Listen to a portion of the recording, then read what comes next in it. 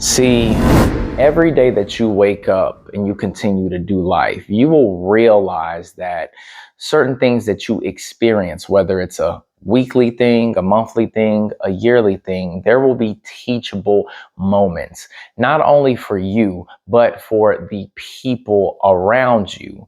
Case in point, on Monday, as soon as I finished my overtime shift, I came home, worked on some content, then I took my son to the gym. We got it in for about an hour, hour and a half. Then we left and he had to get his allergy shots. Well, when you get these allergy shots, you have to be at the clinic for about 30 minutes. Well, you got to be in proximity, right? You can't leave. So we take the time to get a additional 30 minutes of a workout in. So we grab our gym bags, we go outside, and then we get into it. Well, there is a gym next door to the clinic. And as me and my son are working out, I see this guy staring through the window, right? I didn't pay him any mind, but then every time I looked, he was right there at the window staring at me and my son. So I'm thinking like, damn, this dude is a creep. Something's wrong with him. What's this guy's problem?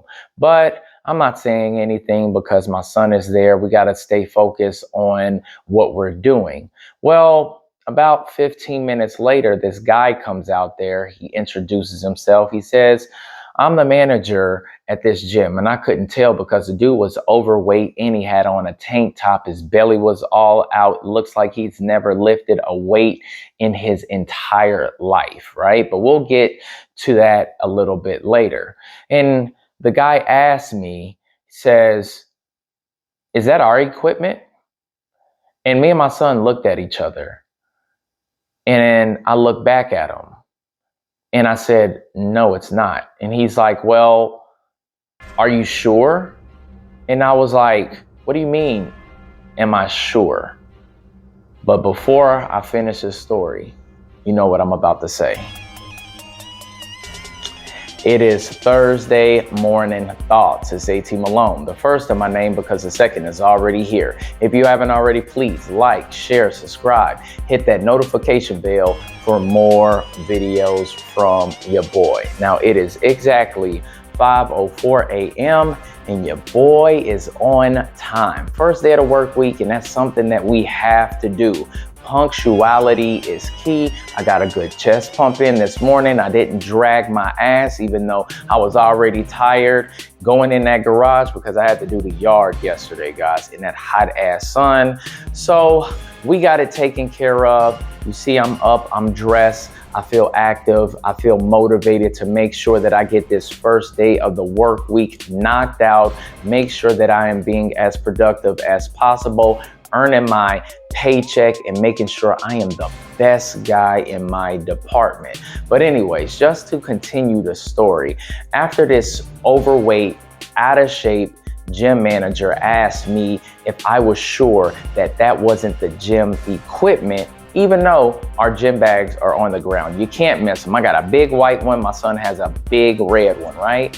And at this point, my son is looking at me like, what the hell is wrong with this guy?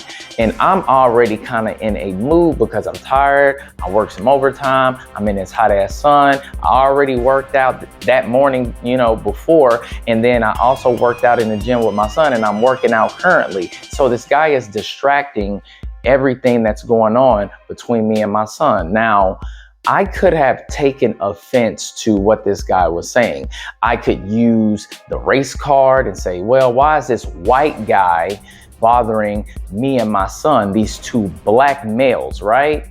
Or I could have just said, listen, man, you are a busybody. You need to be focused on, managing your gym and leave us alone. But I didn't. You know what I did? Because I'm in the mindset and in the business of making people feel stupid. I didn't use the color of my skin as a reason why this guy is bothering me and my son. I wasn't assuming that at all. I just assumed that this dude is a complete idiot. Why do I assume that? Number one, how can you be a manager at a gym and your ass is overweight? So you mean to tell me that you are sitting there on your ass? The gym is small. It's not a lot of people that go there. Maybe 3 or 4 people at a time. You can get your fat ass on a treadmill. You can't go pick up some dumbbells. You can't go do no machine exercises in between time. What the hell are you doing? You just watching Netflix, eating all damn day? So to me, I'm looking at this guy and I'm sizing him up and I'm like, well, we can tell that this guy is not disciplined and he's not very smart because he's not taking advantage of the opportunity of being in a gym and getting a good workout in and staying in shape. So I said, well, do you not see these gym bags on the ground? I'm not a member at your gym. So no, it's not your equipment. And why would I bring equipment if I attend a gym inside? Why would I bring that outside? It doesn't make any sense. And you know what the guy said? He was like, yeah, okay, thanks a lot, man. I was just making sure that it wasn't ours. And I was like, you're welcome. And me and my son continued to do our workout. But these are the teachable moments that we must experience and we must learn from, and we must be aware of the fact that other people are watching. Now, what if I would have used the race card, right? Like, why are you bothering us? Is it because we're black? You know how crazy that would sound? Sound ridiculous, even though it could have been true. But I don't care about none of that stuff. And we don't talk about race in this household anyway. We don't use it as a scapegoat for bad behavior, for why people are doing what they're doing, because sometimes, guys, we are just either assholes, we act like we don't have any class, and we like to use that as an excuse on why people are treating us the way that we deserve to be treated. So I didn't go that route because I needed my son to understand that, number one, you always got to be stoic in any situation. Two, you always got to spot the idiot that's around you. And three, you always have to remember that people are watching. Now, if I would have made a scene, I would have fell into the stereotypical angry black man. But I have to change that narrative. You have to change that narrative in order for people to stop making stereotypes out of us. And that was a great teachable moment, not only for that gym manager, but for myself and for my son. I was the vessel in this whole ordeal because my reaction to that guy's action was a great thing to see, guys. It was a great example of how a man is supposed to conduct himself, even when they are kind of under fire. You just remain stoic.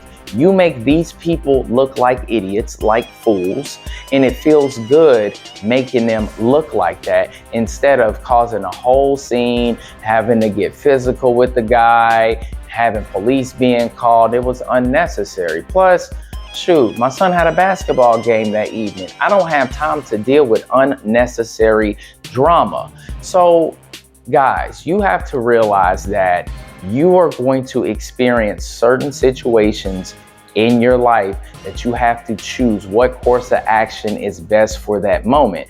Are you going to, if you're black like I am, are you going to use the race card and use it as an excuse for why people are doing certain things, unless it's actually because of that? And if you've ever experienced any level of racism, which I would argue that most black people have not, because most black people, they are centered around other black people for the most part. So it's hard for y'all to even say that you are being discriminated against, people are being racist towards you, because you probably never even experienced real racism like I have. But you can't use that as an excuse for the first reasoning behind why people are doing certain things, because sometimes it's just your attitude. Now, if I would have given that guy an attitude, who would have knows how that would have escalated? And I didn't want to have to beat this dude's ass in front of my son. So I just took the high road, the stoic road, the leadership role in making sure that this guy will think twice the next time he sees me and my son outside training. And it takes a level of maturity and understanding, guys, to realize that some things are not worth having negative reactions towards, especially if you got things to do. And when your kids are right there watching you, they're getting a level of understanding on how they need to react. They can't be in their feelings and being emotional. How would I have looked getting into it with a guy who was absolutely wrong? I would have ended up being in the wrong. People would have looked at me like I was in the wrong, because even though he went out there unnecessarily, and maybe he was just curious, he just didn't know, right? And you got to take that into consideration as well. You always got to make sure that you keep a level of stoicism, maturity, and you have to assess the situation at all times, because things could escalate unnecessarily, and it's not even worth it 9 times out of 10 when you have a lot to lose. All right.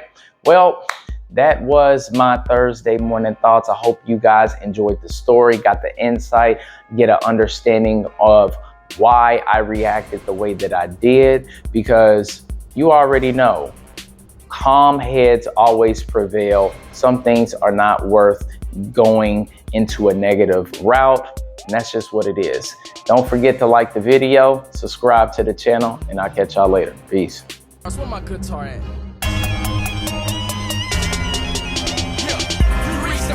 But I'm still elevating. This is my last shot, I'm leaving all devastated. Pray for my downfall, matter of fact, keep hating. Success gon' kill them all, that keeps me motivated. You reached the plateau, but I'm still elevating. This is my last shot, I'm leaving all devastated. Pray for my downfall, matter of fact, keep hating. Success gon' kill them all, that keeps me motivated. Listen, keep all your comments and dumb opinions to yourself.